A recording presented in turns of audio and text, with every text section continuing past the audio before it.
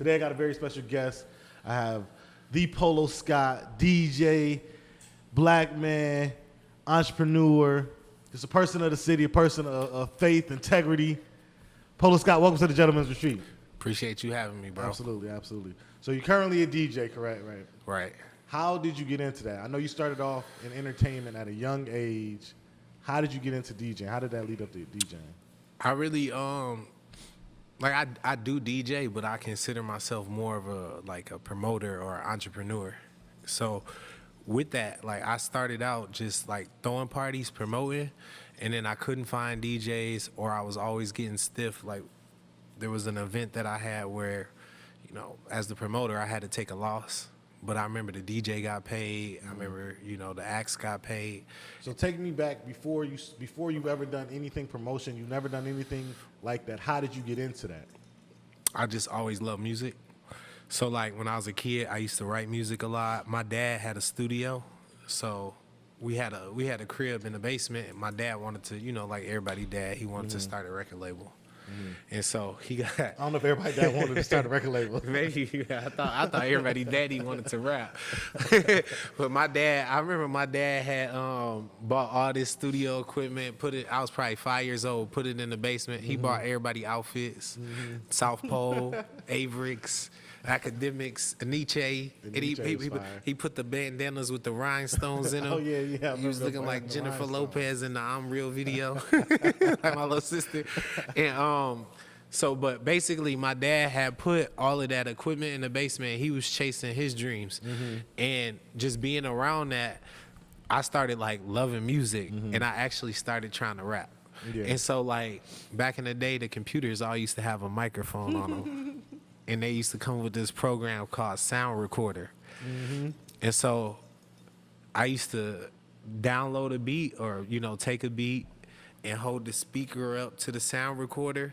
Yeah. And then I would rap on the sound recorder, you know. And I probably did like 30 mixtapes down there. So how old would you say you was then? 5. Like 5. So 7. At 5, you're recording these mixtapes on sound recorder. I'm guessing with dreams to be a rapper, right? Right. And then when does that progress into something else? Then? Well, as I'm doing that, I'm trying to rap, but I'm still loving music. And then at that time, I met a friend at high school, Cam. I met a couple people like YP who was also into music. I met in high school? We was in high school, yeah.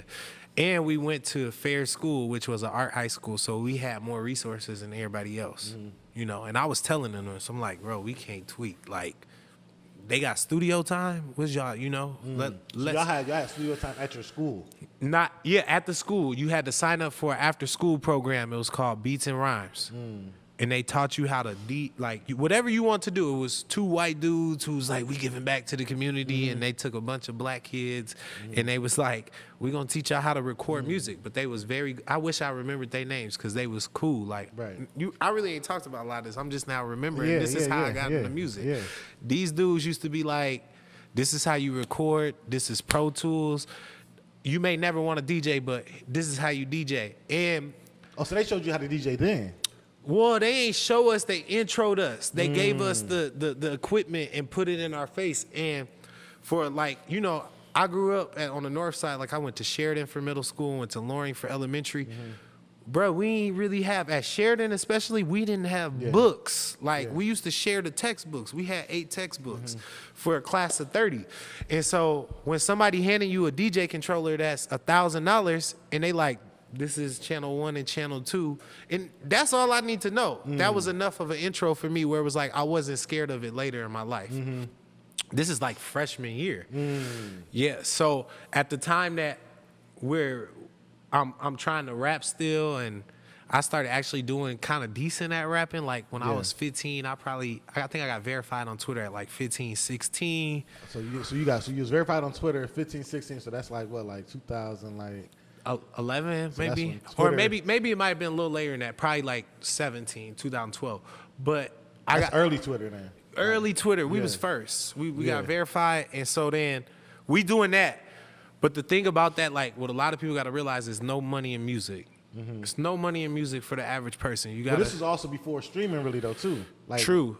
But we thought it was money in music because of iTunes. I like iTunes more than streaming. Yeah. And I probably would have won in streaming. But with iTunes, they used to go on websites like TuneCore, DistroKid, United Masters. You put a song up, and it would be sold for $1, and they would give you 70 cents. They was doing that then? And so we had our first song come out, #1 trending topic on Twitter. We doing everything we can to make this the #1 trending topic. We DMing people at 10:30. We go to war. This when you in high school. Yeah, we telling people this. At 10:30, you need to be ready. Like, you know, everybody, hashtag whatever the name of the song was. And so we the big trending topic on Twitter. Well, I checked that DistroKid, man. That one said $132. And I got a partner. Yeah. You know, whatever. So I get $60. We broke at the studio time and all that. Okay. Well, that's when party promotions come in.